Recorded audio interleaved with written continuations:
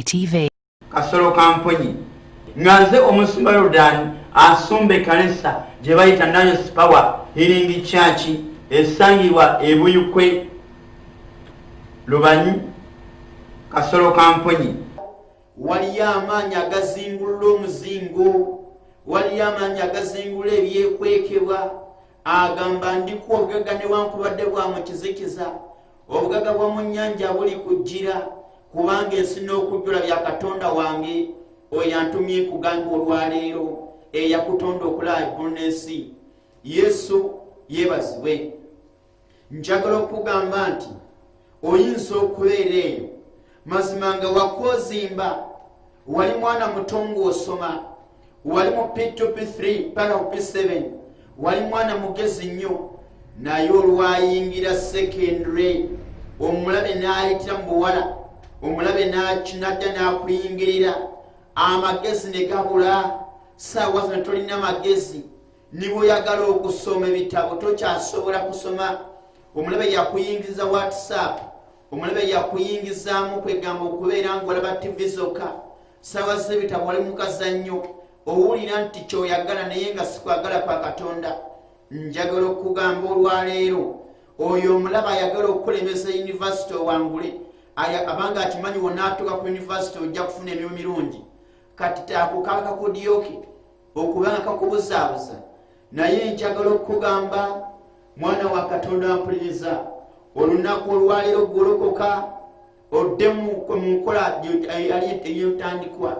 Olwaleero ddamu amaanyi ojjukire Katonda eyakubumba, omugabe Mukama Katonda wange nkomyewo, era neetaaga kisa kyo nate, neetaaga ompanire mu mirimu gyange, neetaaga ompanire mu saluni yange, neetaaga ompanire mu bodaboda yange, neetaaga ompanirire mu takisi yange, neetaaga ompanirire mu manda g'entunda.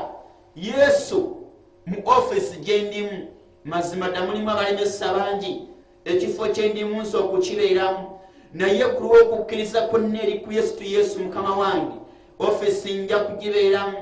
Waliyo abanziyiza okubeera ku ddala lye nandizeeko, naye olw'ekisa kya Katonda n'omukwano gwalina gye ndi, nange omukwano gwe nina gy'oli, ngenda kuwangula bannyongereko amadaala mu linnya lya Yesu.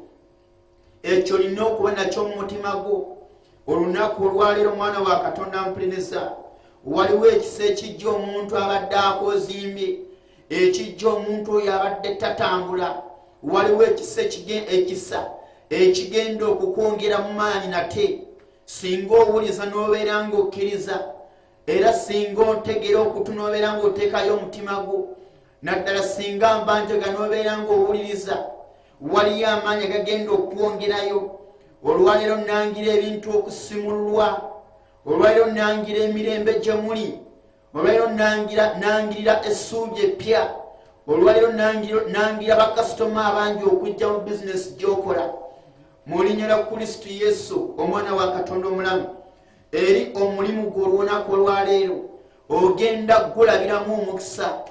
Olunaku olwaleero mu linnya lya Yesu gwampuliza n'okkiriza, ogenda kulaba kasitoma b'otalabangako, ogenda kukola ku sente z'otakolangako, bukyanga otandika kuguteekawo mu linnya lya Kristo Yesu.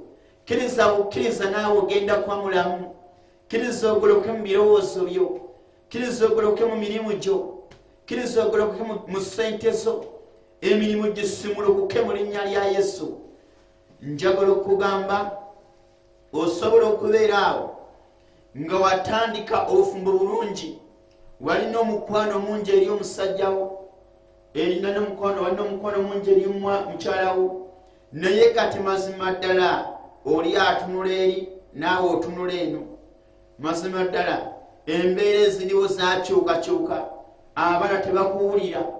Naye njagala okugamba ekigambo kya Katonda bw'abadde akozime mu bufumbo, Katonda abulamusa olunaku olwaleero, kubanga obuyinza n'amaanyi biri gy'ali. Oyo eyakutonda alina obuyinza okukusimulula. Tewali maanyi manene, kubanga nze yaŋŋamba nti tewali kyakulwanyisa ekyo kye bagenda okuweesa ekirirwana naawe ne kiraba omukisa singa obeera ng'otambulira mu Katonda nodda eri Mukama wange Yesu ogenda kuwangulanga mu buli kimu nti na buli kyakusa kye bali weesanga ekyo tekiraba mukisa mu linnya lya Kristo Yesu. Kiki ekibadde kikukubya bulijjo? Kiki ekibadde kikunafuya bulijjo? Kwe kwerabira eyakuleeta ku nsi. Gwe n'obeera mu nsi n'olowooza nti wajja wekka. Mwana wa Katonda mpuliriza, okujja ku nsi tewajja wekka. Kwali kwagala kwa Katonda. Okujja ku nsi Katonda yateesa munda mu ye nti kankole omuntu mu ngeri yange, kankole omuntu mu kifaananyi kyange. Omuntu oyo lwaki mukola nsinzenga? Ekyokubiri afuge byonna ebiri mu nsi yonna. Omuntu oyo abeere ng'akola bulungi gye ndi, naye gwe ekyewuunyisa olwatuuka ku nsi n'olowooza nti omaze.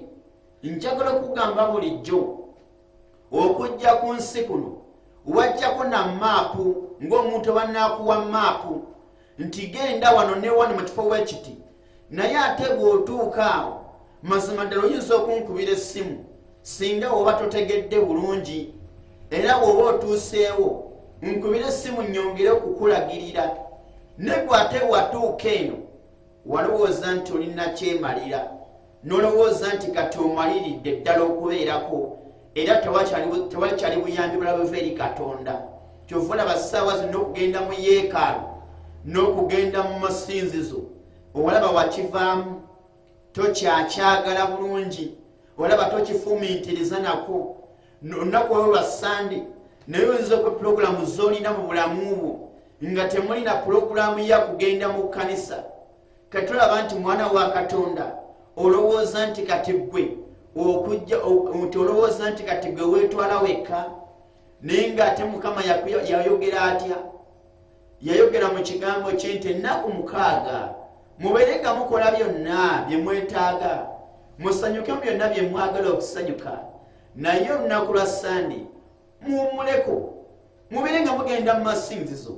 Naye kati oyinza okuba oli eyo ng'olowooza na kugenda mu kibuga, olowooza genda luddawa, olowooza genda mu bintu oluusi na bitagasa, olowooza kulambula mikwano gyo, naye nga tofiisa ssaawa emu yokka okuva ku ssaawa 3 okutuuka ku ssaawa 6 nti kangende mu Nayosi Church nsooke neebaze Katonda eyantonda, oba kangende mu Nayosi Church ngende nsabe Katonda ampanguze mu kino. Naye nga gw'olowooza birala nnyo mu pulogulaamu bajeti gy'olina eya wiiki temulimu lunaku lwa Katonda. Kyova olaba oluusi embeera ejja Mukama n'akulaba bw'ati, n'agamba nandimuyambye, mazima nandimutaasizza, naye Mukama takootagana kigambo kye. Ekigambo okisanga mu kitabo kya Isaaya 5:9 nti mazima ddala omukono gwa Mukama Katonda wange tegumuyimpa wadde, n'okuyinza ne butayinza butatulokola, naye obutali butuukirivu bwaffe oluusi ye bwawudde wakati waffe ne Katonda waffe. Njagala okugamba nti Katonda abampera ennyo omukisa mwenna. Nayosi Church etandika essaawa 3 era ku ssaawa 6 saaviisi eba emalirizibwa. Kankusabireko akatono.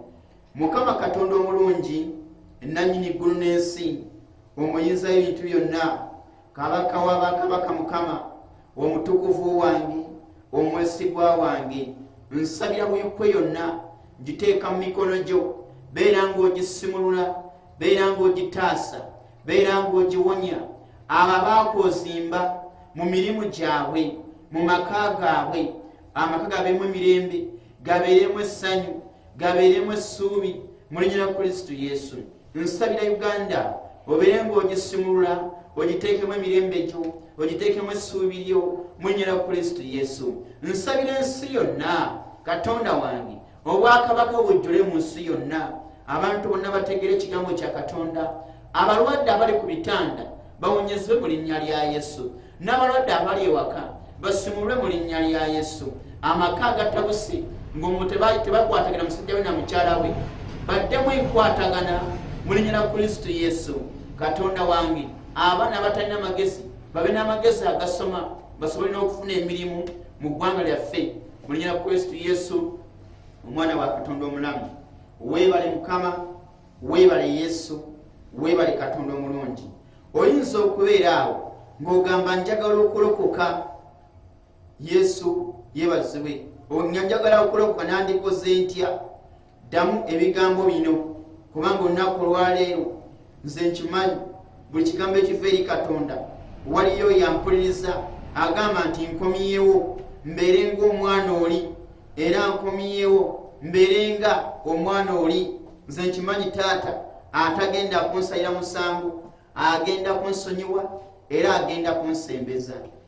Ddamu ebigambo bino gamba, ayi Yesu, olunaku olwaleero nkomyewo Mukama, nkusaba onsaasire, nkusaba onsonyiwe byonna bye nakola nga mmanyi ne bye nakola nga simanyi. Mukama nsonyiwa, Katonda wange omulungi.